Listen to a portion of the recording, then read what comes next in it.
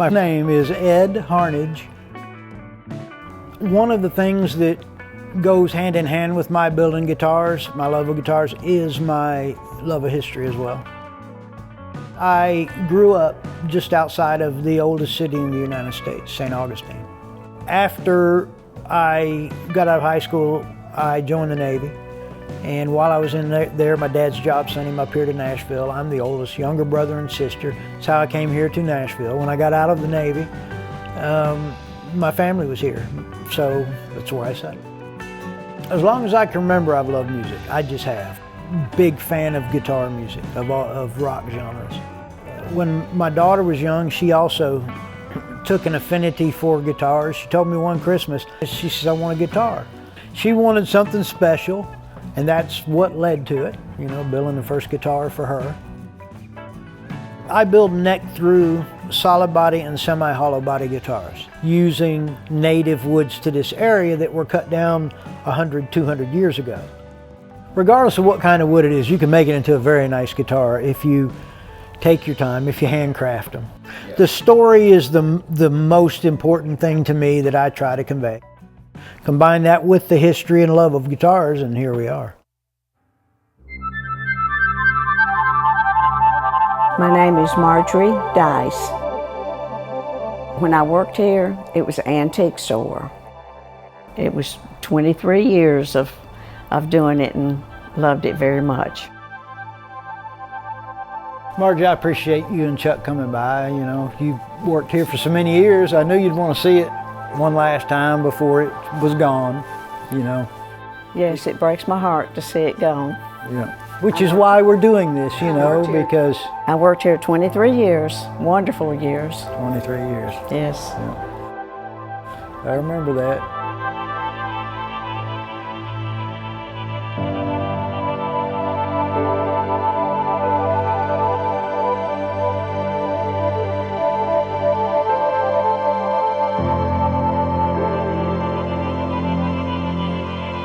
I would work until, I would open up and then Betty would come in at 12. And it was such a delight to see her walk through the doors, and I'm gonna miss it so much, or already miss it. And we love Betty and Joe, and it's just a blessing the years that I had working at Howard Rollins.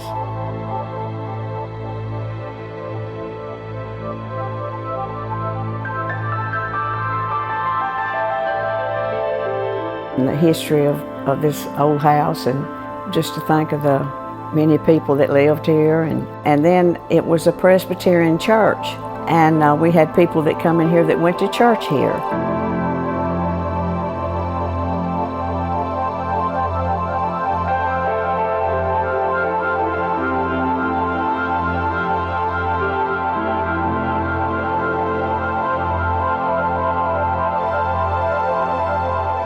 All of the history here, when this place is gone in a month or so, 5 years from now, nobody's going to remember it. Nobody is going to remember it. They'll say what was there.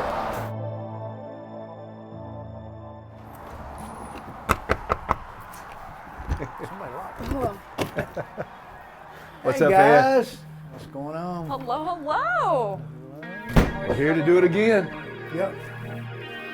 Good to see you. Hello, How my you brother. been?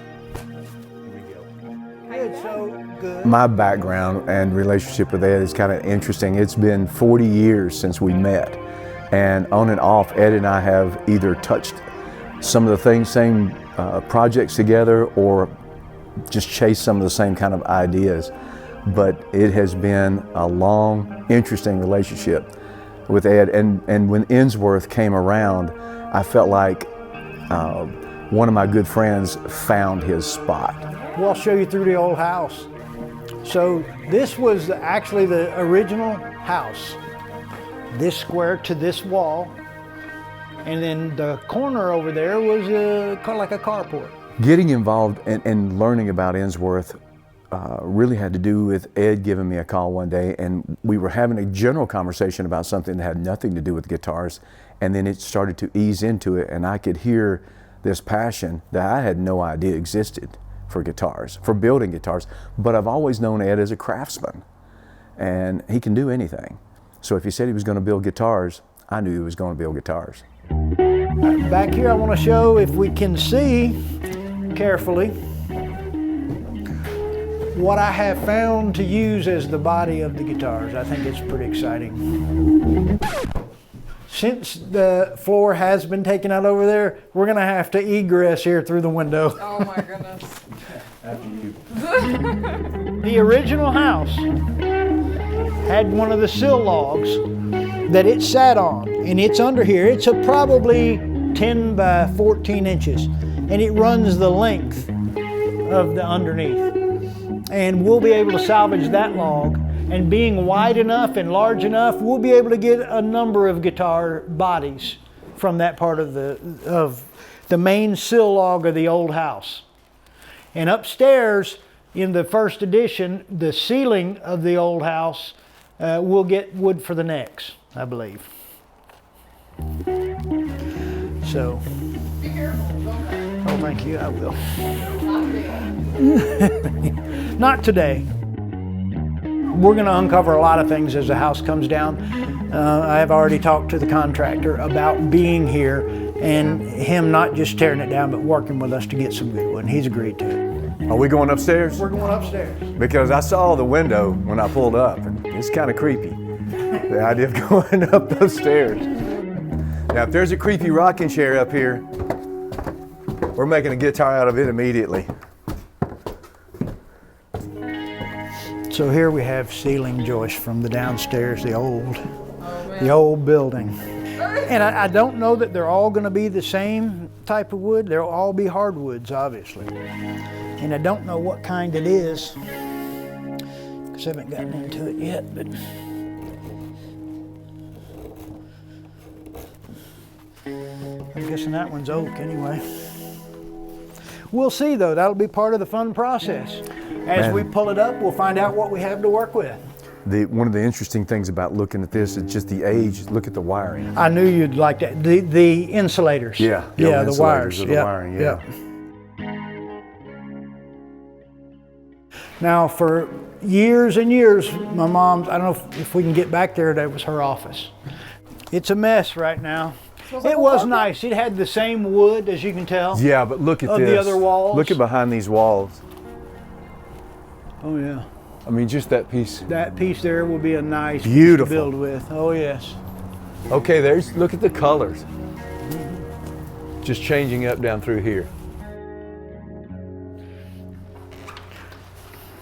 All right, guys, back here was where, when we first unloaded the shipping containers, we'd put the furniture and everything back in here. I think there's still a few pieces in here.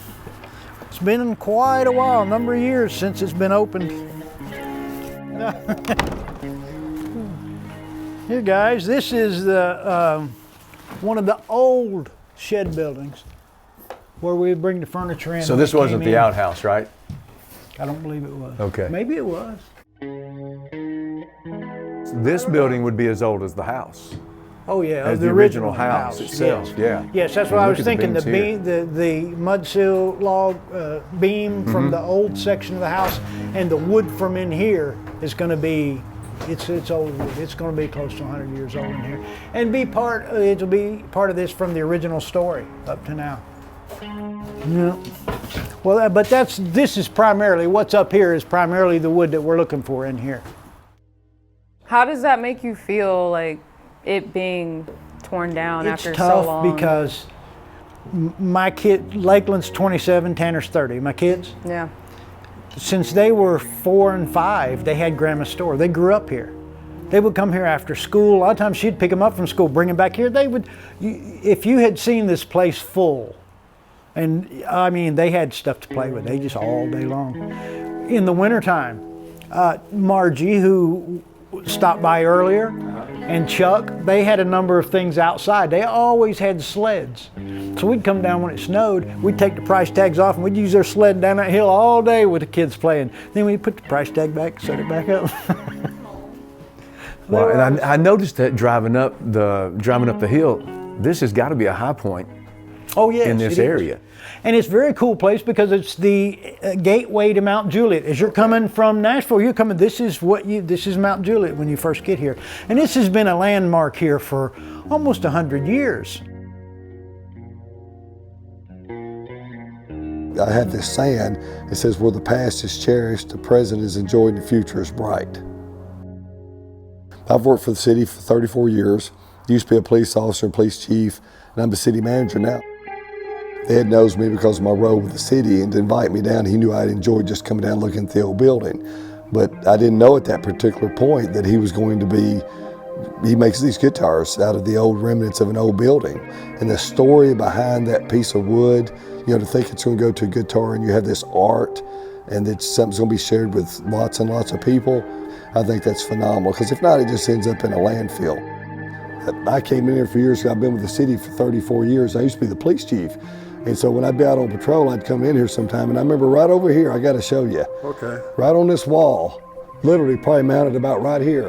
Matter of fact, you can sort of almost still see the outline. There was one of those barber poles, you know, that turns, that lights up. And so I bought it. It was right there, and I actually converted it and took it and attached it to an old pole that come from another old business in Mount Juliet, and that sits in my house to this day. That was my barber pole. Was that your barber pole? I didn't even know that. Well, it breaks my heart to see it torn down because it is a beautiful house. And I pass by here all the time and I'm going to cry, but I'm going to miss it very much. It's just a wonderful house. I heard that this was your seat that you sat in? Yes, this was our seat that whenever there wasn't anybody in the store and there was nothing to do, we just sat down and read a book or something.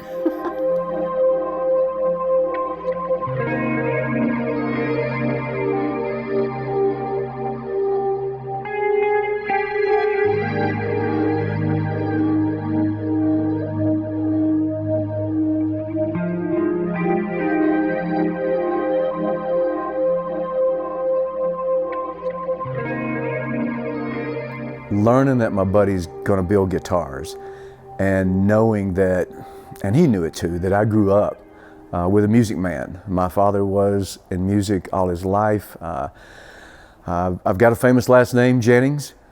Jennings is well known in the Nashville area, and my dad, Tommy and Waylon, man, they worked together for years when I was a little kid. My dad was on his own later in life. So being around a guitar picker who loved guitar pickers, and then kind of connecting this idea with Ed later on, when he first told me the story about Enworth and connecting history with the guitars and the craftsmanship, it just seemed like it was a fit. And if my dad were alive today, he would be in love with something like this. So we got our wood collected from the building and back to the shop. And this is what we're going to start with here for body blanks. It was up in the rafters of the old outbuildings. It looks like they used to hang tobacco. It was horizontal. They'd hang tobacco to dry and little rings on it, and that's what they did. So first thing we'll do is we'll pull all the nails out, make sure we got all the staples, all the little pieces. Got a metal detector over here to be sure we get everything. Then we'll run it through the planer, get all of the bad wood off, get down to some good wood. Run it through a table saw, put edges on it, and then we'll trade. These are for body blanks. Then we'll trace our body blanks out and cut them out with the bandsaw.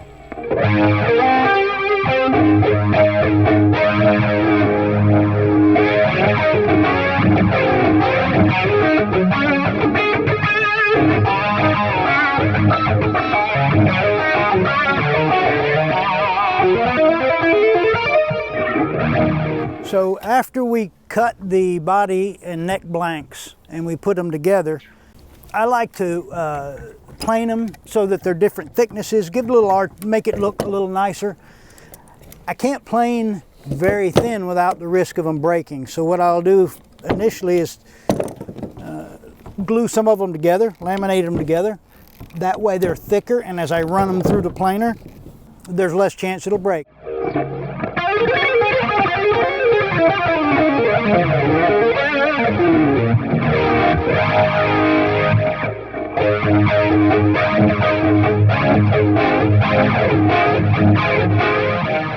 Alright, filing the guitar neck. This is one part that I always enjoy. Gives me time to sit and think. You know, a lot of the wood that I work with is old 200 plus year old log cabin logs.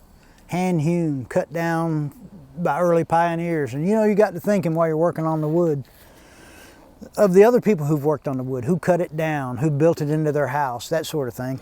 And it's calming. So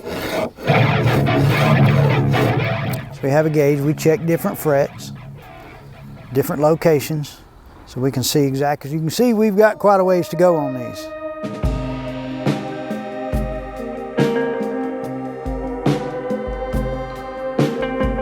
And then the body pieces, I use body blanks. They really can be anything.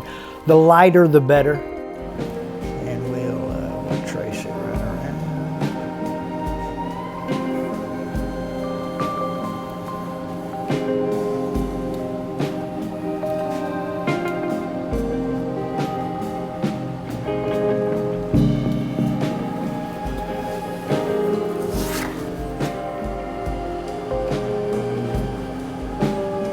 I gave him the hard one.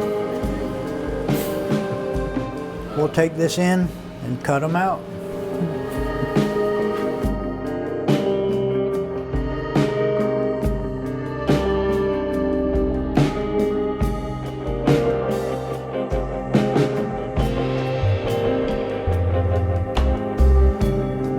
So here we've got a blank piece of wood that we will use to make a fretboard. I've got it cut to length, I've got it cut roughly to size, fret slots sawn in, and now we're going to put our fret markers in. I've got them located where they need to go. We're going to run into the drill press and put a few holes, and our fret markers in this case will be white mother of pearl.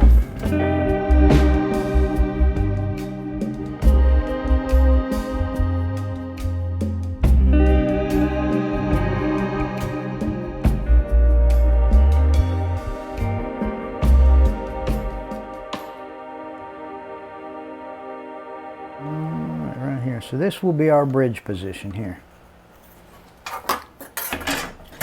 which means our humbucker. This one's going to get 2 single coils on a humbucker. Okay. So we're measuring our scale for our bridge position. We're going to route out for our pickups, and we have to know where the bridge is going to be, and we place things between. Let's see what we got here. I like it. I'm gonna move it up just a hair, give us a little more room.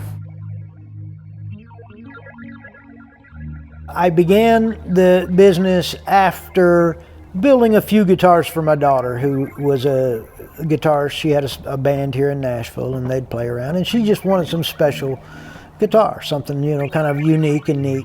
I like the history, obviously, from where I grew up. From a kid, I've loved history. Combining that history with building beautiful guitars was very intriguing to me. I just liked it. So thinking about the relevance of Enworth guitars, taking the stories, setting them aside, you got to sell guitars. You know, that's what I want to see. I want guitars to be sold.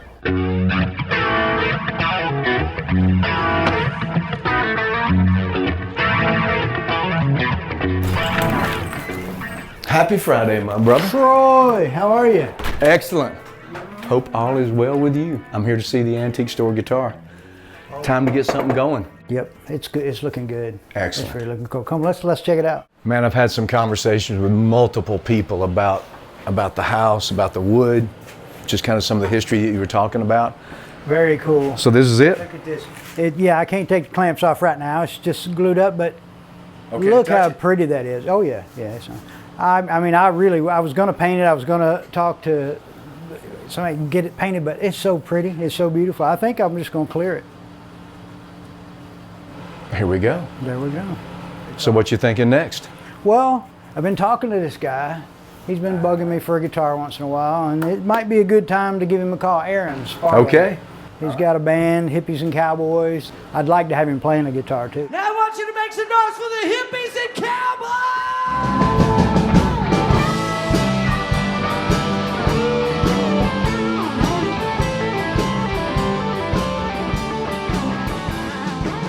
Hey man, what do you think about Hippies and Cowboys playing an antique store guitar? Sounds right. Let's give them a call. Cool, all right. Now, with any luck, he'll answer. It is Friday. It is. And he's playing a show somewhere in Chicago or something.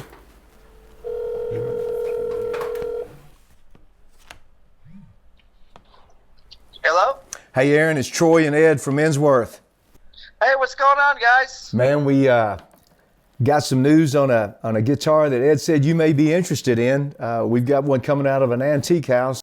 Oh, wow, man. All right. I'm definitely interested. Anything antique, I love that stuff. Aaron, it's beautiful wood. It really looks nice. The wood does. Tell me a little bit about Hippies and Cowboys. What's going on with you guys? Well, we're actually up here in Detroit, Michigan right now, Detroit Rock City. We're playing all weekend long at the Tin Roof. And we actually just put out a record a few weeks ago, so we're up here promoting the record a little bit and printed out a bunch of vinyl records. We just put that out about a month ago, and we've already been in the studio the last 3 weeks. Very cool, very cool. Well, we're looking forward to getting you playing all of that with an Enworth guitar. Most definitely. Absolutely. I know me and Ed have been talking for quite some time about making this happen, so the fact you guys are going to include me on this is such an honor, and I appreciate you guys for that. Yes, sir. Very cool. These Enworths, man, it just, I don't know. There's something that feels a little old school about it. So I'm glad that you're interested. I'm glad this is going to be something you may be able to connect to, and I think you're going to love it. But we'll talk about a lot of details and stuff when you get back from Detroit. Hit me up and we'll get together. You can come by, look at it, and we'll get the details worked out and make it exactly what you want. Well, that's great, man. Thank you guys so much for including me in this, and I really look forward to getting back with you guys and going further on this. Thanks a lot, Aaron. All right, buddy. Good call. That's going to be our guy. What do you think? Oh yeah, he's so good. They really are good. They're a very good band. I want the pro players playing Enworth guitars. That's why we're fantastic. It's another one in the stable. All right. Very cool. Here we go. Thanks, Troy. You got it, brother.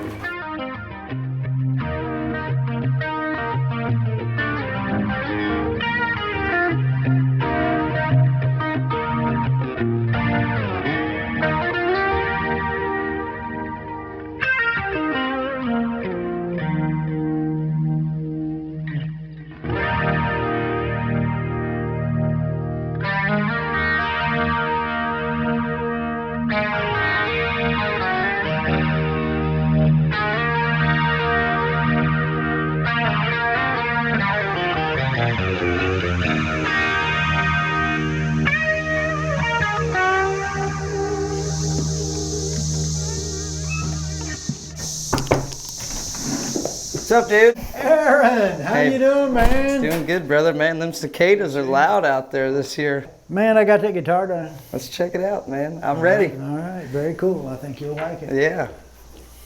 I built it neck through, so there's no neck joint. Wow, man. That's fucking beautiful. It is.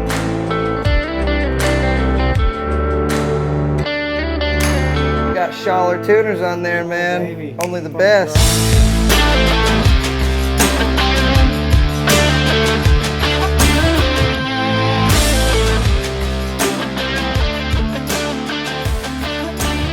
You were asking me about the color, and I was like, you sent me the one picture before it was even close to finish like this, and I really dug the natural vibe of the wood here, and I'm really happy with how this black turned out. And these pinstripes are a great addition, man. My goodness. Who did all the painting and the pinstripe? Did you do that too? No, I have a guy in Mount Juliet that does that for me. Are these hand-wound pickups? They are. So the wood came from a tobacco barn, a small tobacco barn, and it had been there for over 100 years. Really? This little tobacco barn. And this wood came from the drying racks. And let me show you what we started with right here. Yeah. This is the top section of the wood we used for that guitar. Oh, wow. That is the drying rack. So this is what you actually made the guitar out of, from that right side. It was split up on this side. So from the bottom down is that guitar. I'm so excited to play this. You hooked me up. We in business now, man. That's awesome. Ed, man. Thank you so much, Sure, buddy. Freaking awesome, man. I appreciate it, Aaron. Yeah, dude, you got it. I can't wait to rip this thing We've been talking about me up. building you a guitar for, over a year. Aaron, I got one more thing for you. All right, man. Each Enworth guitar that I build comes with a certificate of authenticity on it, framed, that states where the wood came from, the age of it, the type of wood. I mean, I sign them all.